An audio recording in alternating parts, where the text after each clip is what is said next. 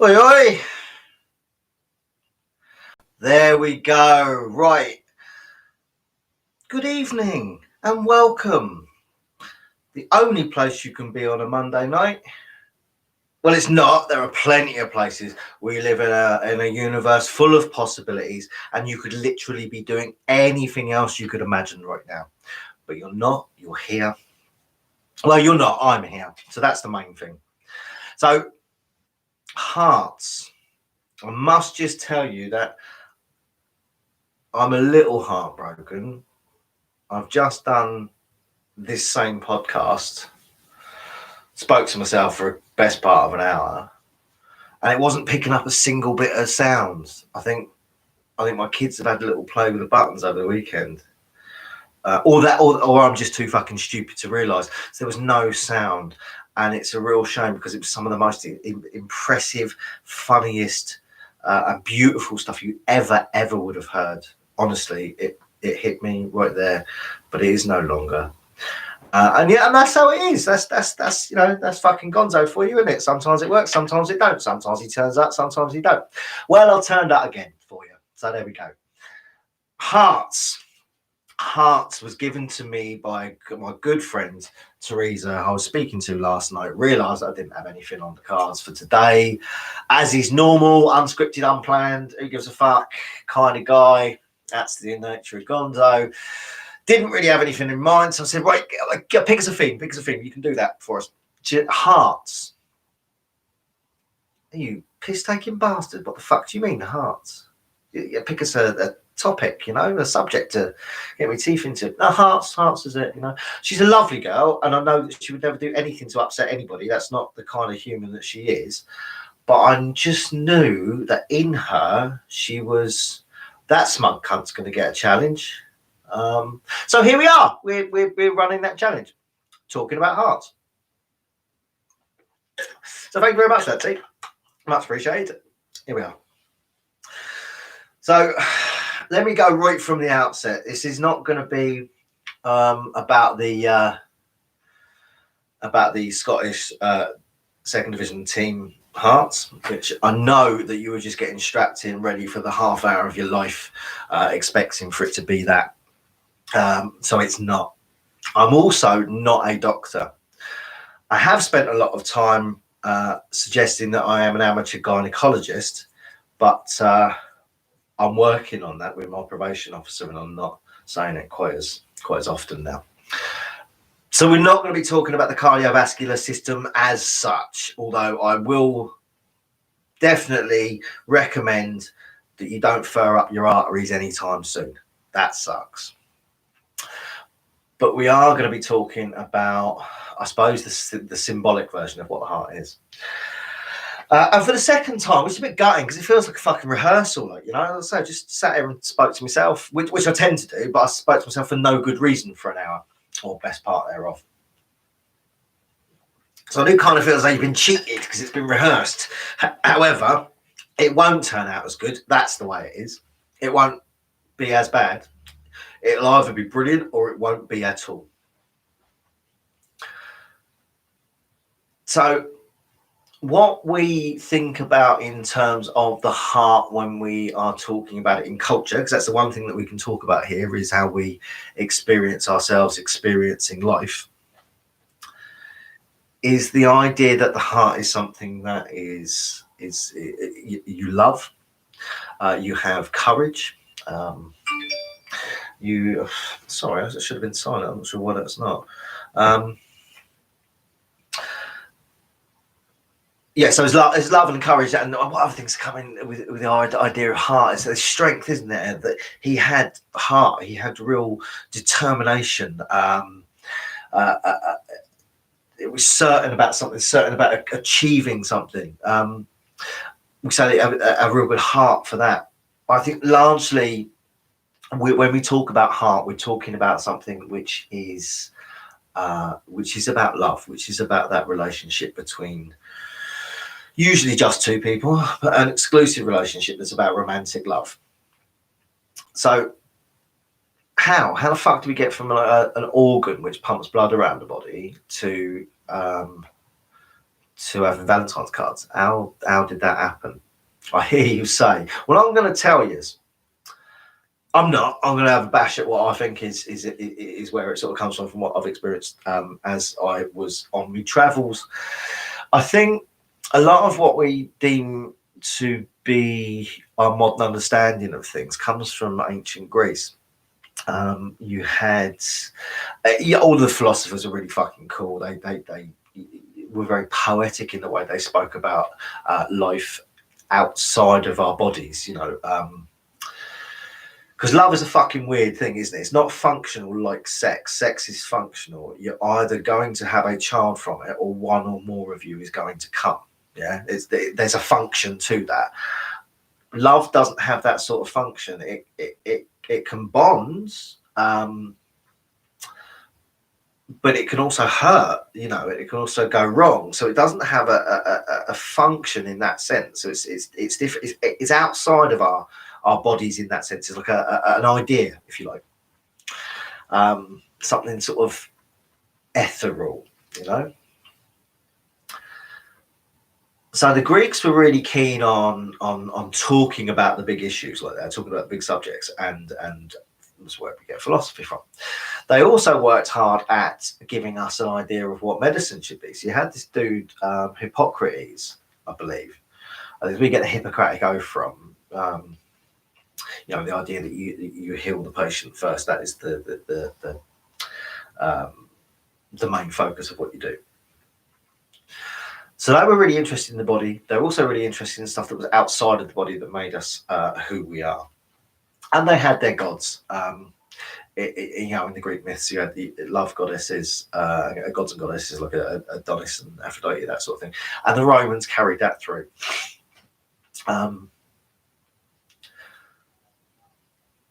So they'd recognised right early doors that there's this thing going on in our chests. I will get to a point. I'll be a bit nasal, and I'll get to the reason for that in just a moment. Excuse me. And it's not a fucking pandemic thing. Let me tell you. So there is a reason for why my nose sounds a bit strange, and we will get onto that. Now, they were the first ones to really look at the idea that there is a relationship between that feeling that we get in our chest and something that goes on between an interaction between two people. So, and I know that we all would have had those feelings. You know, there's terms like my heart skips a beat, my pulse is racing, you know, things along those lines, which in any other sense would relate back to a medical scenario that you need to get sorted out rather quick. But in these senses, actually points more towards a romantic attachment between two or more people. So they were the first ones to really sort of register that there is a physical feeling that is experienced when we are experiencing something outside of the body. So that attention and affection and desire, they feel it in the chest. So that's probably where we look at when we come to associate love with coming from the organ that is the heart. Interestingly, they erroneously, whether it's Hippocrates or not, one of the medical experimenters of that time erroneously thought that there was a link between whatever fucking hand the wedding ring finger goes on, between that finger that led straight from that finger directly to the heart. There was a link to it, which is why we still stick a ring on that finger in most Western cultures, because of this notion that there was a link between the two things, which I found quite interesting. No fucking use to anyone, but it's quite interesting and wrong.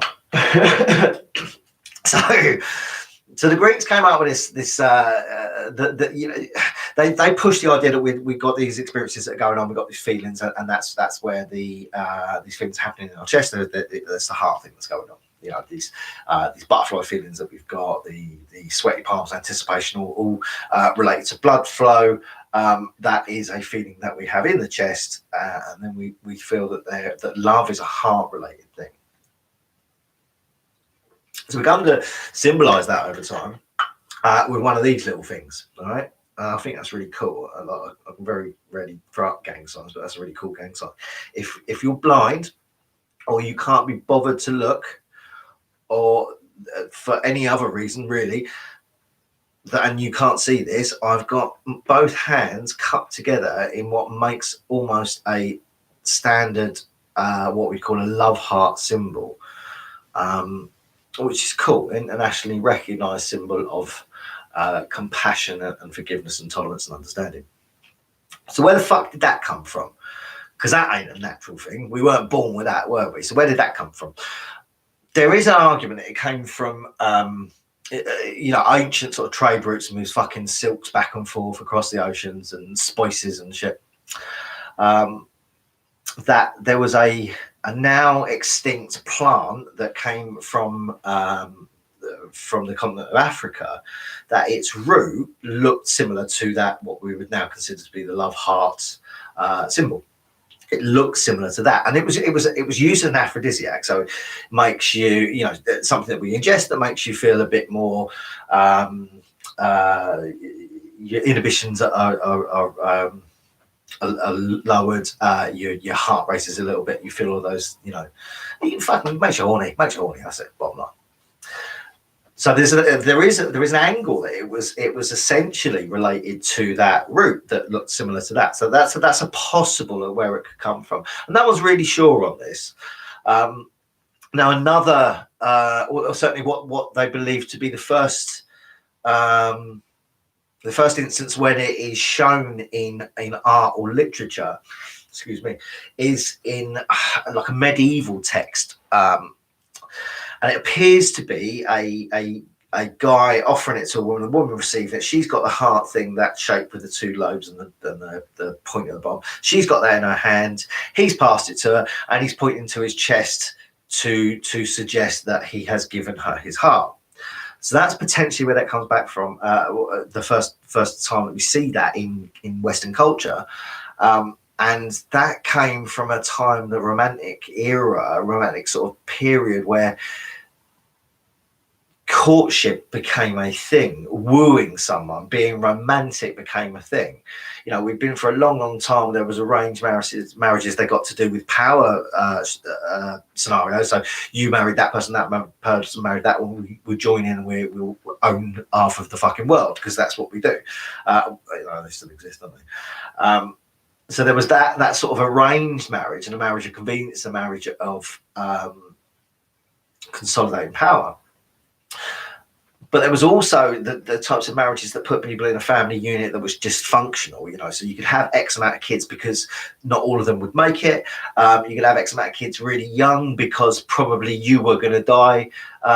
So that marriage was one just of perpetuating the species, and not necessarily something that was romantic. So of course, what we then see with this, this maiden being presented, the heart-shaped symbol, is a time when romantic love became a thing. So we courted one another, we wooed one another, we gave a fuck, really. Do you know what I mean?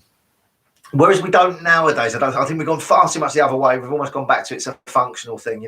People are actually just to fucking spaff on someone's face and take a photograph of it, and then that's it, over and done with. I'm a big proponent for bringing back fingering. I really am. I think it's great. A little bit of a fucking fumble, have a little bit of a rummage downstairs, bit of a grope over the top of a jumper. You knew that you'd made something then. You knew that there was a connection there, that you could build up from that over the weeks or months. There was something to be working towards. Not anymore. They're just straight in, fucking everyone's mates, and they don't even know each other's surnames. So I'm for bringing back fingering. Whoever's with me, you're willing to stand next to me in our quest to bring that back, because I think that would be one of the things. Yeah, it's not a very romantic way of doing it, I'll be honest, but it was better than what we've got at the moment. So, rough with the smooth, isn't it? So the love heart becomes a symbol. So we've moved on from this pumping fucking muscle that pisses blood around the body and makes sure that we've got the right toxins taken out and the right vitamins and minerals taken to the right place so we function properly. And it's become this symbol that represents those sensations that we have when we experience certain out of body feelings. So when we feel affection, when we feel as though we're getting attention, when we feel as though we see someone that we are attracted to on a deeper level than just a physical attraction, we kind of like the things they say, or we find them particularly funny in a way that we wouldn't find other people funny, and then we start to feel these things in the top of the stomach, lower of the chest, like the butterflies feeling, that anticipation feeling. So similar to like the fight or flight or freeze stuff, which is lower down, is more gut related. So that throws adrenaline around, doesn't it? So we can either stand there and fucking punch a bear in the face, or fucking run away from a lion, or stand like a fucking log, which is the freeze response, and just hope that the fucking jaguar doesn't realise that we're still there. But it's different. The feelings that we get when we got that affection or courage are more a sense of purpose, a sense of alignment, a sense that things are, in terms of your relationship with other human beings, that they are important, that they are something that it's worth throwing the shoulders back and standing proud for. And very, very different from that fight, flight. I was going to say fight, flight, or fuck. That's an inappropriate way to deal with any stressful situation. Freezing, not so good, but better than fucking it. And it's different from that. The feeling that we get in the heart is very, very different, or in that heart area with those sensations, it's very, very different from our other responses that we have. I'm not necessarily sure on what the heart is doing. Like I say, I'm not a cardiologist. I couldn't tell you what chemicals are being kicked into play when we have those sensations, but there's certainly something that we can feel in the chest that's universal, that everyone sort of feels, that thing that makes us register as that's where love is happening. So we got that fucking symbol that goes on, and I want to be cynical about it because we see it wheeled out every 12th, 14th, or whatever it is of one of the months, one of the days of the year that's Valentine's Day. Clearly I'm not one for that. Not that I have an issue with romantic love. I don't. I can be very very attentive and very understanding and creative with the ways that I show my affection, but I don't do it very well. Do you know what I mean? As evidenced by the fact I'm sitting here talking to myself. So I don't want to knock Valentine's Day because it's doing a thing. We do need to symbolise that in some way. We do need to symbolise the fact that we have this this extra thing to our species that makes us quite wonderful, and that in and of itself should be celebrated at some point. So that's cool. That's cool. I'm not going to knock it. That's cool. Let's do it. All right. So yes, when my mate Teresa told me last night you're going to be doing hearts, and I was like, get to fuck. What on earth are you talking about? What a weird fucking topic to do. Oh yeah, okay, I'll do it because I very rarely say no to anything. I'll have a go. Now, in my infinite wisdom, when I'm sitting there having one of my many, many existential crises that I do have at stupid o'clock in the morning, I thought to myself, now is the perfect time to undergo a medical experiment that I've been meaning to do for years, but never really got round to. So what I thought was, what a better time when we're talking about an increased flow of blood around the body that is negotiating that space where we feel some affection towards another human being. We want to reach out and to hold them close to us. What better time than to bang a Viagra and see what happens? So I've done 100 milligrams of the fuckers. Hopefully I'll be coming up around about now. We'll soon see. There was a little bit of a flushed moment earlier on. One of the side effects he said about like a nasal congestion, which was really fucking weird. If you are reading the instructions of those fucking things, don't bother. All right. As far as pornographic literature goes, it's really fucking cold. All right. I've had hornier reads looking at stamps. right? It's fucking boring, but it does tell you about a couple of these side effects, one of which is like a stuffy nose. Fucking weird. How weird is that? Not the most sexual thing, I would think. So yes, I thought I'd give that a go. As worth a punt, isn't it? You know, what can go wrong, you know? In the nature of journalism, let's do this. And we'll talk about the heart. We'll talk about how the heart has become something much more symbolic than a muscle in our body, which helps us to function. Becomes something symbolic that talks about who we are as people, how we connect with one another. So I'm not smashing Valentine's Day. I'm not. It's a wonderful thing. We should have the opportunity to celebrate the notion of love itself. We should have our symbols like that little heart thing to help us to understand what they are. That's all really cool. But we also really need to understand what it is that we're doing. What it is that love means to us as a people. All right, because we've got our own ideas about what it means to us in a relationship with one or more people. Can I just say, just to rule it out there, because I know that, you know, dropping the old medical experiment thing might be a bit of a thing for some people. I don't suffer from erectile dysfunction. I suffer from personality malfunction, which is more the reason why I'm single. But I thought, give it a crack, innit? What can go wrong? The heart is what can go. Now, what can go wrong? Just give it a crack. Let's have a go. Just to clear that one up, in case anyone was worried, and they thought they needed to come around and pop a finger in my bum like you would do a staffy to get it going. You don't have to do that. It was just something I thought I'd give it a quick pump. You know, maybe it'll work out, maybe it won't. At the moment, it doesn't seem too difficult. Although I am going off on tangents, maybe a little bit more than I normally do. It's hard to say with a significant mental illness what is making the problem, what is not making the problem. We need to talk more about how love works for our society, how the heart is something that we hold so dear that we don't want broken, we don't want heartache. You know, we're talking about these things that have got no relation to a part of the body, a function that we've got to our mechanics, our biomechanics, but something which makes up all of who we are, but is symbolic, you know. So we do talk about heartache, we do talk about, you know, broken-heartedness, and then if you've ever felt that, you know, if you ever felt it, if you ever felt it, you know, it's better to have loved than lost and never to have loved at all, you know, which is beautiful. Don't tell somebody that's in the midst of heartbreak that, because they will want to fucking do you, because it's really not. Yeah, go to fuck.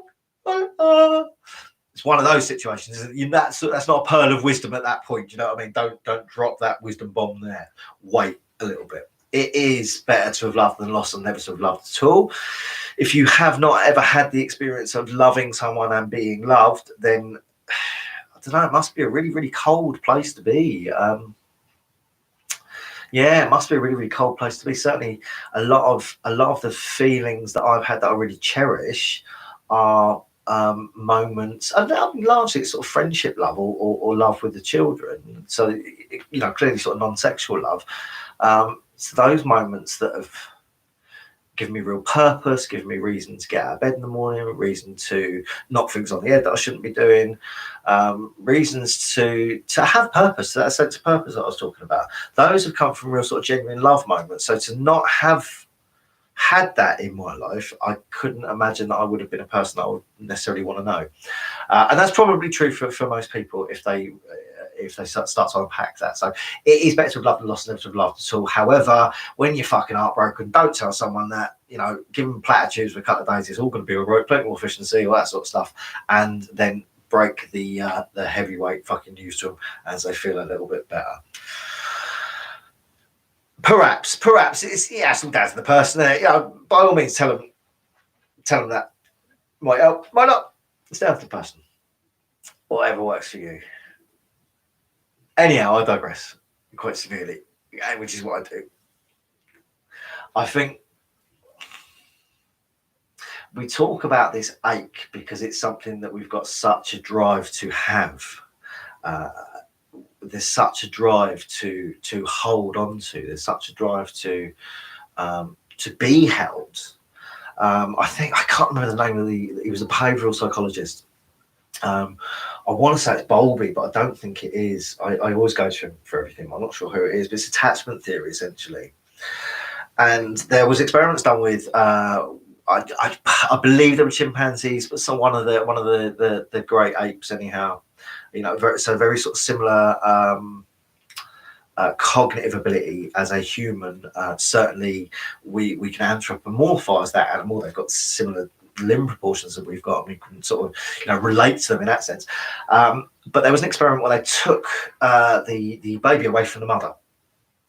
Almost at birth, and they gave two options. One of them was to sit in this cold cage that had a bottle of milk, so to feed, to have sustenance, which of course you would think would be a primary drive to survive, is to eat.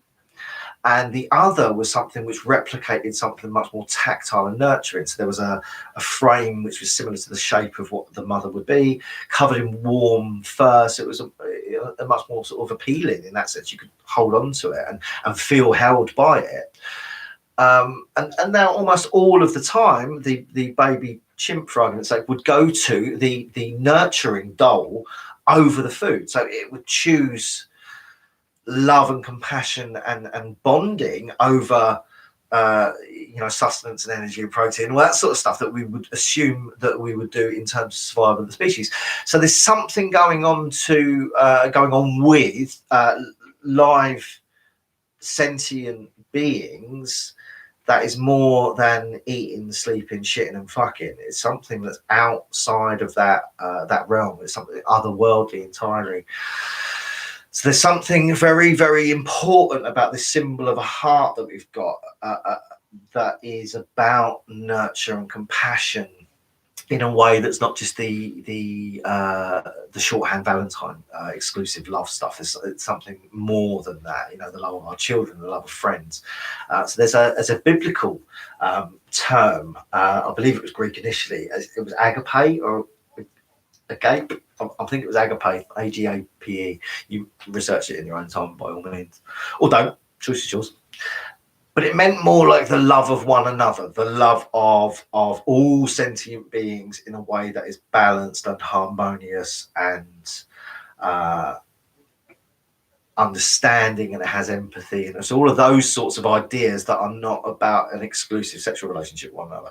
Different type of love, but one that I've used a lot in my meditation, in my my post-arrest probation period, in just the way that I try to go around running the charity that I do, is this brotherly love, sort of everybody has value, everybody has worth, and in some sense there we as much as we want to be wanted, as much as we want to be cared for and nurtured and looked out for, we must put that out into the world for everybody else. There's a harmony and a balance that we invite everyone to be involved in. So that seems like a flip side of the romantic love, but I think it's all part of that same thing. And it's certainly when you're on the receiving end of it, when you're the recipient of somebody that's caring for you, you fucking feel that in your chest, you feel that in your heart. So I think that's a really big thing. It's a big thing that we should be sort of focusing on, making sure that we perpetuate in certainly in times like this. Now, I've done what they call energy work or light work years ago. Anyone that knows me a little bit will know that whilst I have a real love of all things spiritual, I also have complete disdain of all people that say that they are spiritual. I love the irony of beating somebody to death with their own healing crystal. Okay, so there's that. But there's something about what I learned when I was doing that, which is it's fascinating, if nothing else. Okay, so you've got the chakra system, and now the heart chakra in Vedic tradition, the Hindu tradition, I believe it's in Buddhism. The chakra system's in Buddhism as well, and some other major religion uses it. I can't think of it now. Certainly all the New Age stuff does. The heart chakra is very much one that deals with balance, it deals with harmony, and deals with things being in line with one another. So not necessarily balance as in I ain't gonna fall off no fucking table, but balance as in I am where I'm meant to be, you are where you are meant to be, we are all serving our purpose. So that almost like that brotherly love kind of thing. So that was a really fascinating sort of lesson to learn about the heart in that sense. So it, you know, you give your heart to one person, you save your heart for one person. Well, actually, perhaps we do spread it a little bit further than that, and perhaps we should spread it a little bit further than that. And I'm not saying we've got to go and fuck everyone. That's not where I'm going with that one. By all means, give it a go. If they're consenting, you fill your boots, or their boots, whatever floats your boat. But that's not what I'm talking about. I'm talking about the non-exclusive love, the love that is about neutrality, the love that's about harmony, the love that is about something which brings us all forward as a collection of sentient beings. So I came across this thing that was taught to me by my mate Jen, who now does all my tattoos. If you get to you're in Lee Park in Portsmouth at any time and you want a proper good set of inks, go to Jen in Park Road Ink Boss, I believe. She'll sort you out. She's good. She's got Gary in there as well. Both fucking fantastic humans. But Jen taught me this thing. She'd been to a retreat. You know, it kind of feels like a commune, kind of feels like a cult. I'm pretty sure it wasn't. So she'd been to this retreat and had learned a technique of hugging, which she showed to me, which is fucking amazing. I use it to this day. So there's a moment when we embrace each other in society where it gets to be a little bit uncomfortable, and if that person holds on for we've all got it. There's no time that we do. You know what I mean? We haven't all agreed to this. But there's a feeling that at that moment, that's a little bit too clingy, and I kind of want to get away because this person is very much feeling like they could be a psychopath, and I might not make it home to my loved ones. So we break at that point. Now, that's the moment actually that the chemical oxytocin starts to be released, which they call the hugging chemical or the bonding chemical, or hormone. So that's released into the system that makes us feel these heart. Look at me doing it. Heart feelings, the connection, the commitment to one another, the sense of purpose, the sense of unity, that sense of balance and harmony. When that drug is released, I'm not sure what the actual physical, cardiovascular influence is on that chemical being released, but certainly there's something about the rhythm of one another's hearts, the rhythm of blood flow, the pulse and vibration. There's something about that which is really essential to that hug. So only in a consensual way, hold on for that little bit longer, because that's when the for want of a better word, that's when the magic starts to happen. Yeah. So that's one thing. The second element to it that she showed me, and I say it was really, really quite beautiful, is you physically align one another's hearts. So your heart is pressing against their heart, and it's almost as though you synchronize the beat. You're in synchronicity with rhythm and flow. You're vibrating at the same frequency, and that does sound very much like I own a dream catcher, right? But there's something to it. Try it and tell me that there isn't. So, and I think that's really, really important for where we're at the moment, because that heart stuff, that drive to care about one another, is something that we're not having. We're not seeing it in society at the moment. We've got like an oxytocin fucking deficit. There's a global pandemic which has stopped us being around the people that we need to be around. The weak and the vulnerable. People are dying in hospital beds that are not allowed to hold their mothers and sons and sisters and brothers and daughters. They're not allowed to hold the people that they love. Nursing homes.